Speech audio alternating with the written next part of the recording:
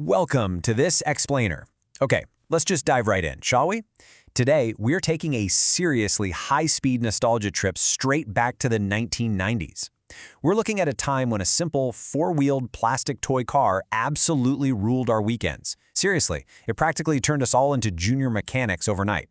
Now, if you grew up in this era, you already know exactly what we're talking about. The massive Mini 4W boom. It wasn't just a trend, it was an absolute pop culture giant. So, let me ask you, do you remember the feeling, modifying your very first Mini 4W and hearing that dynamo whir to life? Man, do you remember that sensory rush? Just standing around a massive plastic racetrack right in the middle of a crowded shopping mall, surrounded by hundreds of other kids with pounding hearts. Remember clutching that tiny chassis, snapping in a brand new dynamo, flipping the switch and hearing that high-pitched whirring sound? It was electric. For a whole generation of us, this wasn't just play. No way. This was serious business. To quote one perfectly put sentiment from back then, not just a toy, it is a symbol of socialization and a simple dream of speed. And that really hits the nail on the head. The crucial point we need to understand here is that this was a massive cultural phenomenon. It literally transformed everyday spaces. Driveways, school terraces, small empty lots, they all turned into these highly competitive racing arenas. It was the shared, simple dream of velocity that brought everyone together. Which leads us perfectly into Section 1, the magic of Dash. Yonkuro, the anime that started it all. Now, this massive boom didn't just happen in a vacuum. It was driven by this legendary anime that blended adventure, sportsmanship, and friendship, basically turning kids into aspiring racers. The story of Yonkuro and the Dash Warriors was so unbelievably compelling that kids literally copied their favorite characters. The line between imagination and reality completely blurred. You didn't just own a plastic car, you really felt like you were a member of the Dash Warriors team. And well, because kids felt like real racers, they needed real funding, right?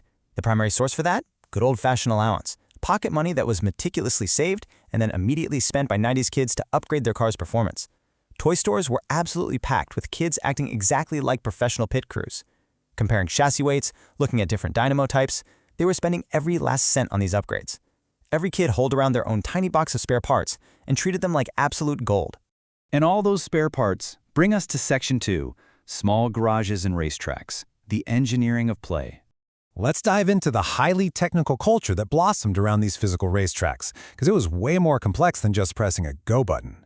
We're talking about meticulous tuning components here. Hours were spent balancing the vehicle's weight, choosing highly specific track-specific tires, and just endlessly adjusting roller heights so your car wouldn't fly off the curbs. Kids were constantly swapping and upgrading dynamos.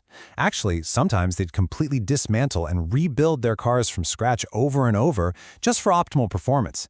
It's kind of crazy to think about, but without even realizing it, this hobby was secretly teaching an entire generation logic, precision, and foundational engineering. And all of that meticulous engineering culminated in one sacred ritual, the mall racetrack countdown. It was a moment witnessed by hundreds of pounding hearts. These local tournaments were a massive deal. We're talking official sponsors, loudspeakers echoing through the mall, and these massive, sprawling, twisting tracks. Kids would line up, incredibly nervous, literally hearts pounding in their chests, just waiting for that countdown to release their cars. It was pure, unadulterated adrenaline. But it wasn't strictly about speed. It was also deeply personal. Almost nobody kept the default factory design straight out of the box. No fun in that, right? Instead, kids poured in their custom garage creativity. They used wild paint jobs, layers upon layers of colorful stickers, and tiny little decorations to make their cars look fierce and intimidating. This incredible visual creativity gave each and every car a totally distinct personality that perfectly reflected its owner. Because everyone was pouring their hearts and souls into these cars, the racetracks organically became these vibrant social hubs. Children who didn't even know each other built this unique solidarity and teamwork among strangers. They bonded over spare parts, shared track strategies. Despite the really fierce competition, there was this genuine spirit of shared joy. It honestly brought neighborhoods together in a way that very few toys ever have. All right, let's move to the main event. Section 3. Meet the Dash Warriors legends, the heroes of the track. Let's look at the models from the anime, treating these vehicles exactly how we saw them back then, like mythical, high-performance sports cars. We have 6 absolute legends to cover here. First up, the Emperor.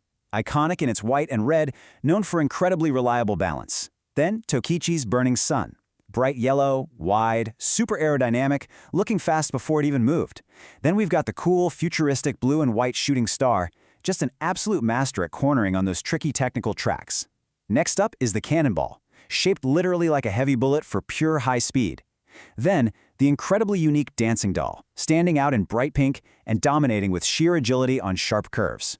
And finally, the Horizon, a sleek metallic blue marvel of modern, streamlined aerodynamics. Basically, every single personality type had a car that spoke to them perfectly. You can clearly see the diverse philosophies of speed at play here. Just look at the Emperor versus the Cannonball. On one side, the Emperor offers this reliable all-around balance. It was the ultimate dream car, the face of the whole franchise. But then contrast that with the Cannonball, featuring this massive, bullet-like nose. It was heavier, thicker, and built entirely for straight-line, macho speed. You really had to pick the machine that matched your own personal philosophy of racing. But time moves on, as it always does. That brings us to Section 4, the revival of retro nostalgia, from 90s kids to adult collectors. The evolution of this hobby is fascinating to look at. In the 1990s, we had the golden era, right? The absolute peak of the boom. Then, moving into the early 2000s, there was a definite decline. The rise of digital gadgets, video games, the internet, it all just took over kids' attention. But look at where we are today.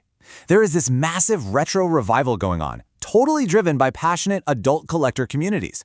The physical hobby has completely surged back to life. And this brings us to a really beautiful emotional legacy. Those 90s kids, well, they're adults now, and they are out hunting classic models, fixing up their old, battered racers from the garage, and forming brand new racing communities. But the best part? They are sharing this tangible engineering magic with their own kids. They're passing the baton to the next generation and creating brand new memories right back on the racetrack. So, as we wrap up this explainer, I want to leave you with a question to think about. Which Dash Warrior was parked in your childhood garage? Was it the perfectly balanced Emperor, the aerodynamic Burning Sun, or maybe the high-speed Cannonball? Think back to that incredible time, and honestly, you might just feel the urge to go dig up your old toolbox right now. Thanks so much for joining me on this trip down memory lane.